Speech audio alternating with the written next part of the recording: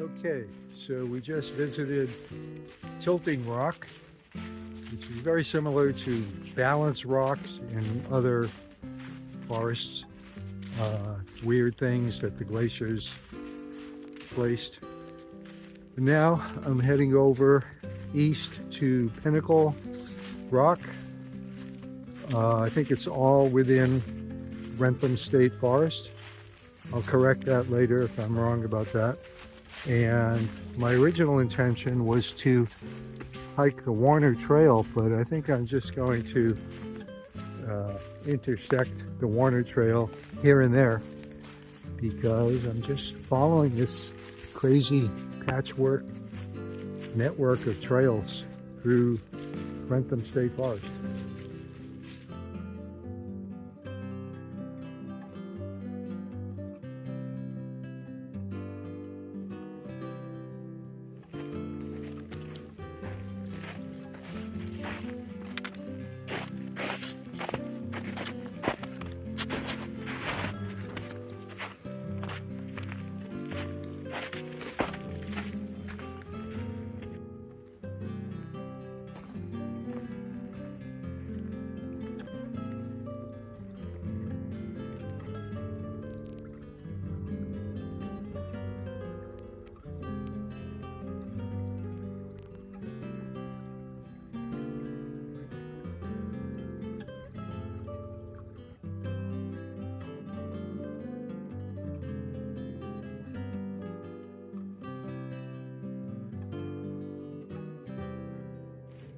Okay, I made Tilting Rock a destination, and it's pretty obvious I am now approaching Tilting Rock, right? And yeah, I don't think I'm gonna, maybe I will try to push it.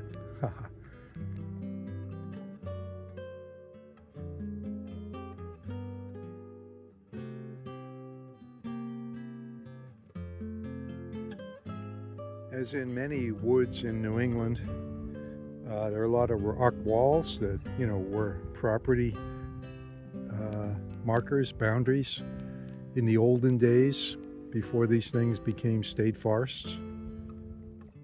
So this is nearing the end of winter, so we're seeing patches of snow, a little bit of ice, a little bit of flooding here and there, but mostly the snow has melted. There's a little pond over there, so to speak, puddle. Just realized it's the Ides of March. This is March 15th. So yeah, it's the Ides of March today. 2 days after Friday the 13th. So if you think these are difficult times that we're in, look at the calendar. I expect to eat lunch in about half an hour. I brought my typical trail lunch, but for now, I think I'll have a Hershey's nugget chocolate thing and a fruit bar, raspberry lemonade, layered fruit bar.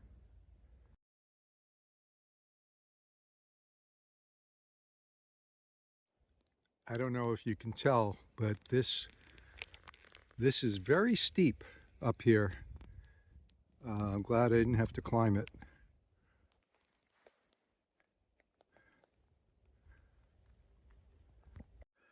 It probably needs to be a little bit warmer to hear the tree frogs and the other frogs, known as peepers. Right about now is when they would start, when we have warm weather. Although I just heard something that sounded like it might be a peeper. The trail I'm on right now has yellow blazes, so might be the Warner Trail or part of the Warner Trail. I know it snakes around here, you know, squiggles around a lot.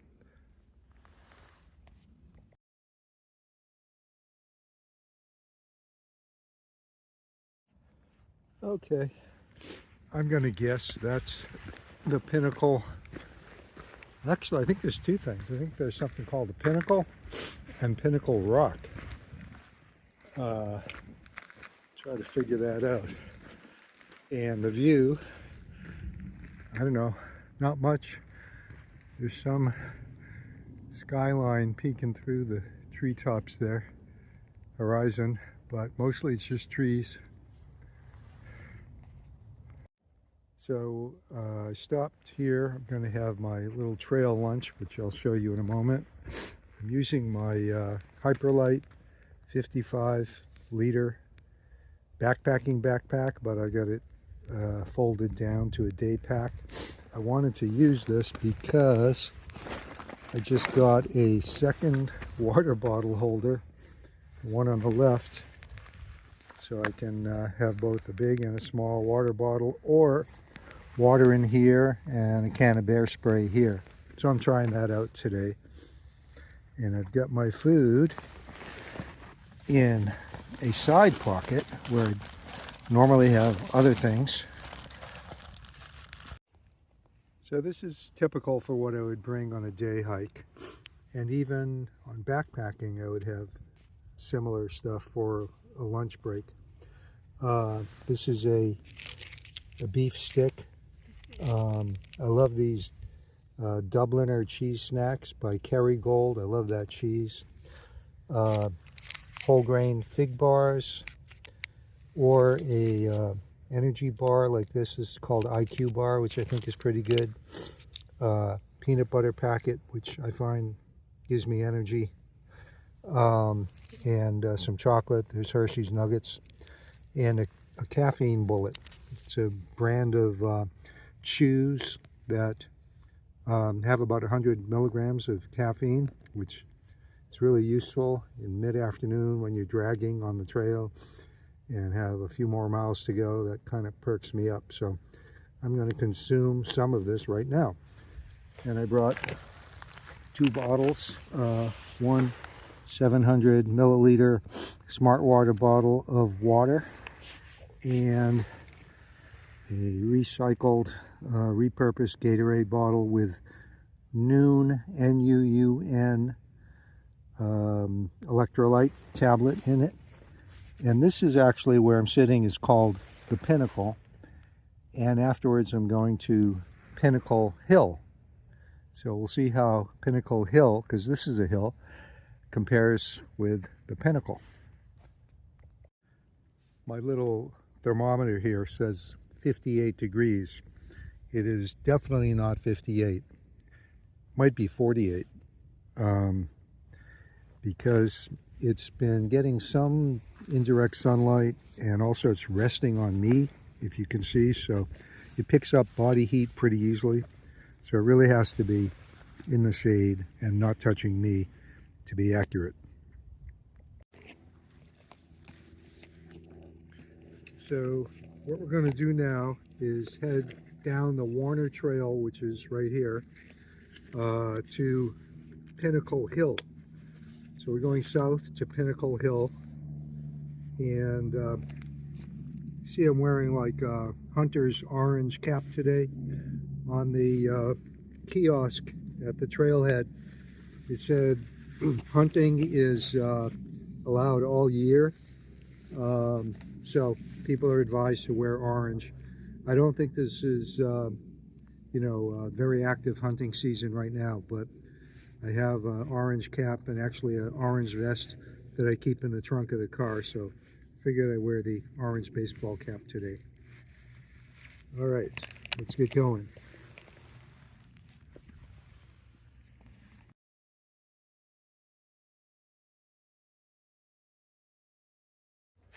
So this is the Warner Trail, part of it, and I'll tell you more about the Warner Trail in a little bit. It's an old trail that doesn't get much attention, but interesting history. And I guess it has white blazes.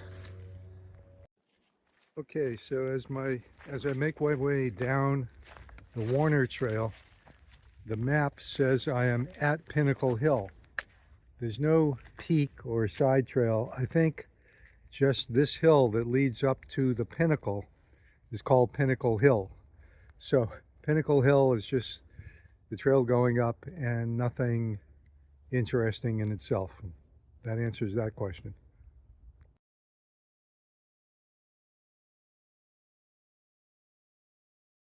So I just found another big open, rocky outcropping that has some views of the horizon. You can see there. Actually, it's almost 360-degree boring views. Sort of like where the Pinnacle was. And then there's a thing here, let's see, that I'm pointing to. Looks like it might have been a marker. It's a circular thing. This could be the high point of the state forest for all I know.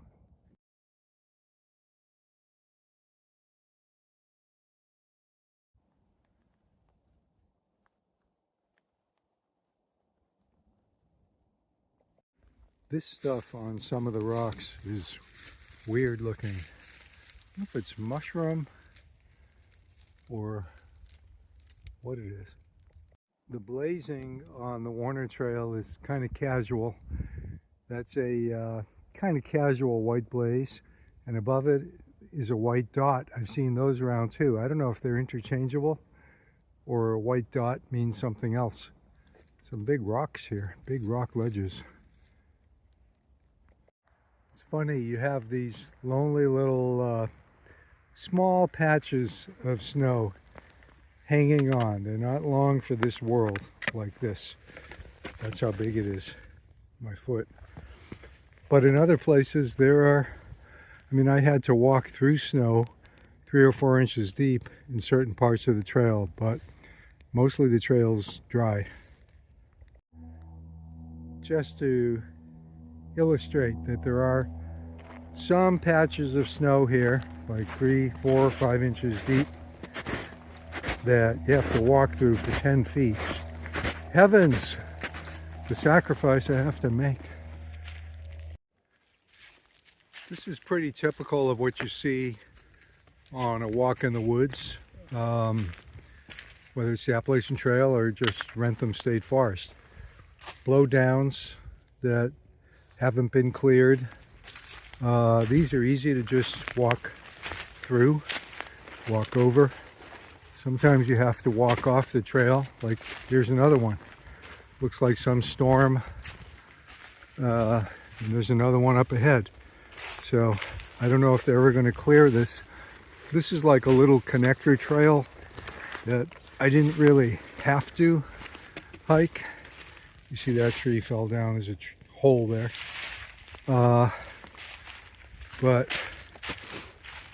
Anyway, these blowdowns are not difficult, but pretty typical. Hurricane Helene, there's a fresh one right there.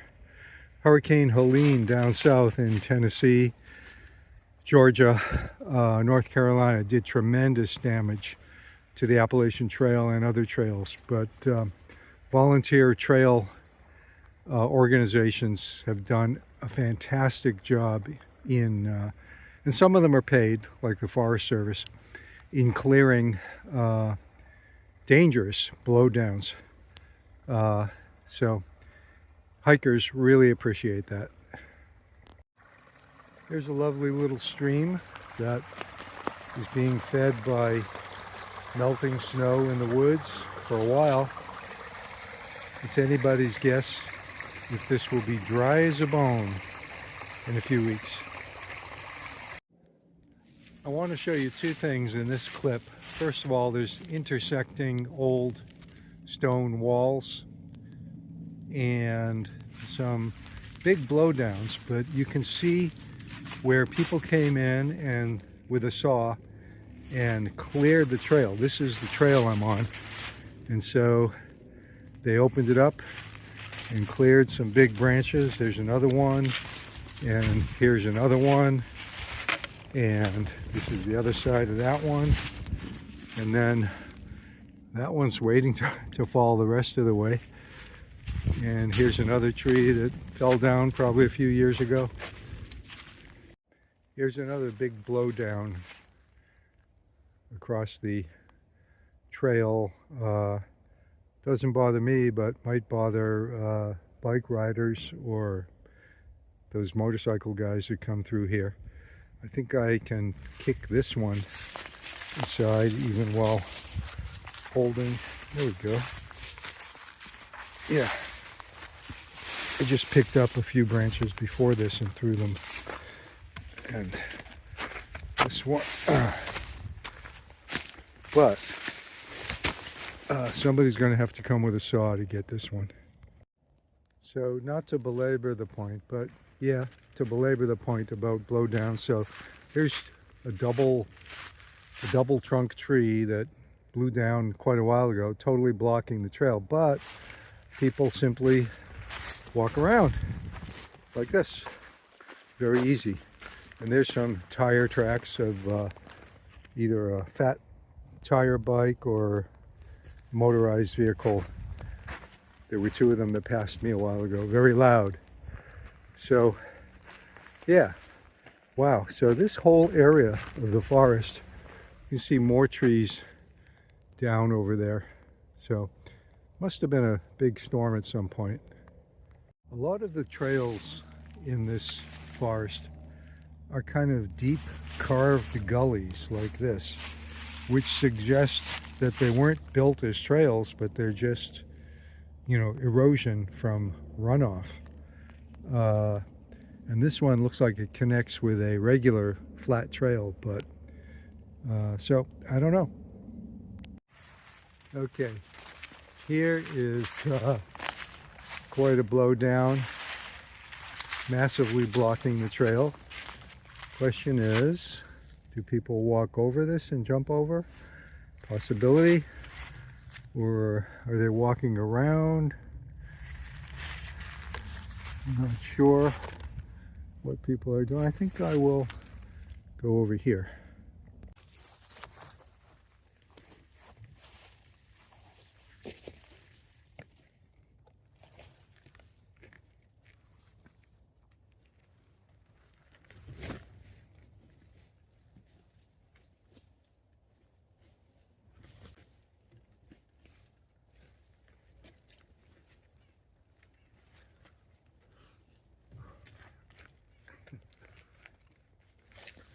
Now I'm coming back to get the camera.